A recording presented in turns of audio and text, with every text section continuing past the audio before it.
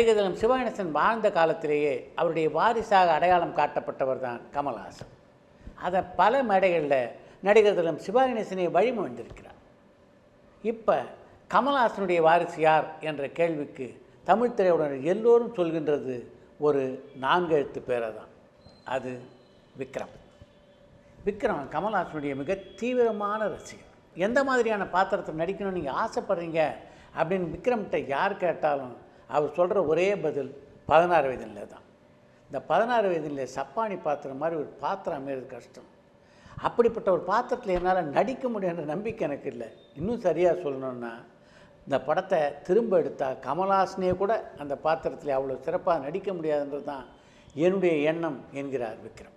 விக்ரம் அவருடைய மானசீக குருவான கமல்ஹாசனை பல முறை சந்தித்து பேசியிருக்கிறார். சகலகலாவல்லவன் படத்தை திரையிலே பார்த்தபோது எப்படிப்பட்ட ஒரு ஆனந்தமும் சந்தோஷமும் பூரிப்பும் எனக்குள்ளே ஏற்பட்டதோ அப்படிப்பட்ட ஒரு சந்தோஷம்தான் கமல்ஹாசனை எப்போது சந்தித்து பேசினாலும் எனக்குள்ளே ஏற்படும் என்கிறார் விக்ரம். கமல்ஹாசனுடைய வாரிசு என்று அடையாளம் காணப்பட்டிருந்தாலும் கமல்ஹாசனுடைய பாதையிலே விக்ரம் பயணிக்க விரும்புகிறாரா என்றால் இல்லை என்பதுதான் அவருடைய பதிலாக இருக்குது. தமிழ் சினிமாவுடைய மிகச்சிறந்த வெற்றியாளர்களான ரஜினிகாந்த், கமல்ஹாசன் ஆகிய 2 பேருடைய பாதை இருக்குல்ல, அதுக்கு நடுவில் ஒரு ரகசிய பாதை இருக்குது. அந்த ரகசிய பாதையை கண்டுபிடித்து அந்த பாதையில் பயணம் செய்ய வேண்டும் என்பதுதான் என்னுடைய ஆசை என்கிறார் விக்ரம். சினிமாவில் நடைபெறுகின்ற நிகழ்ச்சிகள் சில நேரங்களில் நம்முடைய வாழ்க்கையோடு தொடர்புள்ளதாக அமைஞ்சிடும். அப்படி பின்னணி பாடகி பி. சுசீலாவுடைய வாழ்க்கையில் நடந்த ஒரு சம்பவத்தை தான் உங்களோடு நான் பகிர்ந்து கொள்ளப் போகிறேன். 1964ஆம் ஆண்டிலே நடிகர் திலகம் சிவா கணேசன் கதாநாயகனாக நடிக்க தாதா மிராசினுடைய இயக்கத்திலே உருவாகி வெளியான திரைப்படம் தான் புதிய பறவை. அந்த படத்தில் பி. சுசீலா அற்புதமான ஒரு பாடலை பாடியிருப்பார். முன்னை ஒன்று கேட்பேன் என்று தொடங்கக்கூடிய பாடல் அது. அந்த பாடலிலே காதல் பாட்டு பாட காலம் இன்னும் இல்லை, தாலாட்டு பாட தாயாகவில்லை என்ற வரிகள் இடம்பெற்றிருந்தன. அந்த வரிகளை பாடும்போது தன்னையும் அறியாமல் கண் கலங்கினார் பி. சுசீலா. அவர் கண் கலங்கியதற்கு மிகவும் முக்கியமான காரணம் இருக்கிறது. 1957ஆம் ஆண்டிலே அவருக்கு திருமணம் நடைபெற்றது. இந்த பாடலை அவர் பாடியது 1964ஆம் ஆண்டில். இந்த 8 ஆண்டுகளும் பி. சுசீலாவுக்கு குழந்தைகள் இல்லை. அதன் காரணமாகத்தான் அன்று கண் கலங்கினார் பி. சுசீலா. அந்த பாடலை பாடி 4 ஆண்டுகளுக்கு பிறகு 1968ஆம் ஆண்டிலே தான் தாயாகக்கூடிய ஒரு பாக்கியம் பி. சுசீலாவுக்கு கிடைத்தது. ஒரு காலகட்டத்தில் சென்னையில் 10க்கும் மேற்பட்ட ஸ்டூடியோக்கள் இயங்கி கொண்டிருந்தன அப்படின்றது எல்லாருக்கும் தெரிஞ்ச விஷயம். ஆனால் அத்தனை ஸ்டூடியோக்கள்லேயும் பத்திரிகையாளர்களுக்கென ஒரு அறை ஒதுக்கப்பட்டிருந்ததுன்னா அது ஏவிஎம் ஸ்டூடியோவில் மட்டும்தான். பத்திரிகையாளருக்காக ஒரு அறை ஒதுக்கப்பட்டது மட்டும் இல்லை, அங்கே ஒரு தொலைபேசி கனெக்ஷனும் வைத்திருந்தார் மெய்யப்ப செட்டியார். பத்திரிகையாளர் ஃபோன் பண்ணி தகவல் சொல்வதற்கு வசதியாக. ரஜினிகாந்துடைய பல படங்களில் ஒரு பிள்ளையார் கோயிலில் ஒரு தேங்காய் உடைக்கிற காட்சியை நீங்கள் பார்த்துருப்பீங்க. அந்த பிள்ளையார் கோயில் அமைந்திருக்கிறது ஏவிஎம் ஸ்டுடியோவில் தான். அந்த பிள்ளையார் கோயிலுக்கு பக்கத்தில் தான் அந்த பத்திரிகையாளர் அறை அமைந்திருந்தது. இந்த அறை அமையறதுக்கு காரணமாக இருந்தவர் யார் தெரியுமா? ஒரு பத்திரிகையாளர். அவர் பெயர் எம்பி மணி. அலைவோச மணி அப்படின்னு எல்லோராலும் அழைக்கப்பட்டவர் தான் இந்த எம்பி மணி. என்னுடைய இனிய நண்பர் அவர்.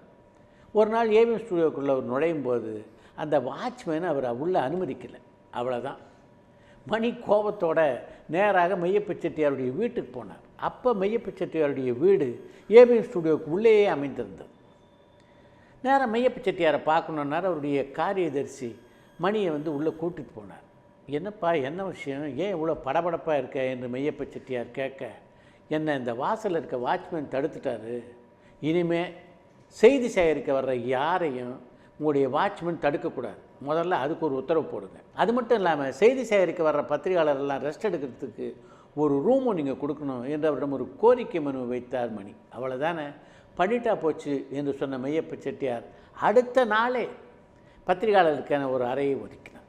அதுக்கு பின்னால் பத்திரிகையாளரை சரியாக பயன்படுத்தாமல் ஒரு காலகட்டத்தில் எஸ்பி முத்துராமனுடைய டிஸ்கஷன் ரூமாக அது மாறியது என்பது வேறு கதை. எது எப்படி இருந்த போதிலும் பத்திரிகையாளர் ஒரு கோரிக்கை வச்சுட்டார் அப்படின்றதுக்காக உடனடியாக அதை நிறைவேற்றியவர் தான் மெய்யப்ப செட்டியார். இப்படித்தான் ஒரு காலகட்டத்தில் சினிமா உலகினரோடு பத்திரிகையாளர் உறவு இருந்தது.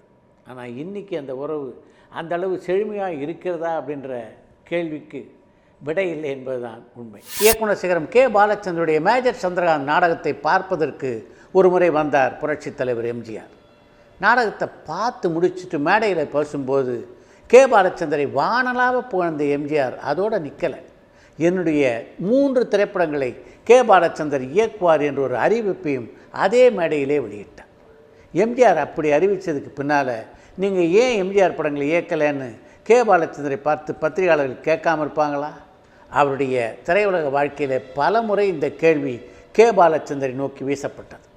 இந்த மாதிரி கேள்விகளெல்லாம் எதிர்கொள்ளும்போது அதற்கு மிகவும் நாசுக்காக பதில் சொல்வதற்கு ஒரு பக்குவம் வேண்டும். அந்த பக்குவம் பாலச்சந்தருக்கு இருந்த காரணத்தினால மிகவும் அழகாக அந்த கேள்விகளுக்கு பதில் சொன்னார் பாலச்சந்தர். என்னை பொறுத்த வரைக்கும் நான் சின்ன சின்ன காகிதங்களில் ஓவியம் தீட்டுறவன், எனக்கு எம்ஜிஆர் என்ற வானம் எதற்கு என்று சொன்ன கே. பாலச்சந்தர் அத்தோடு நிற்கலை. தெய்வத்தாய் படத்தில் வசனம் எழுதுவதற்கு எனக்கு வாய்ப்பு வழங்கி என்னை சினிமா உலகிலே அறிமுகப்படுத்தி வைத்தவர் எம்ஜிஆர் தான். என்னுடைய திறமை வேறு, என்னுடைய களம் வேறு. என்னால் நான் ஆணையிட்டால் அது நடந்து விட்டால் என்ற பாடலை படமாக்க முடியாது. அதே மாதிரி அவரால் தெய்வம் தந்த வீடு என்று பாடி நடிக்க முடியாது. இதை அவரும் நானும் மிகச் சரியாக உணர்ந்திருந்தனால்தான் எங்கள் 2 பேருடைய உறவு கடைசி காலம் வரைக்கும் நீடித்திருந்தது என்று ஒரு பேட்டியிலே பதில் சொல்லியிருக்கிறார் கே. பாலச்சந்தர்.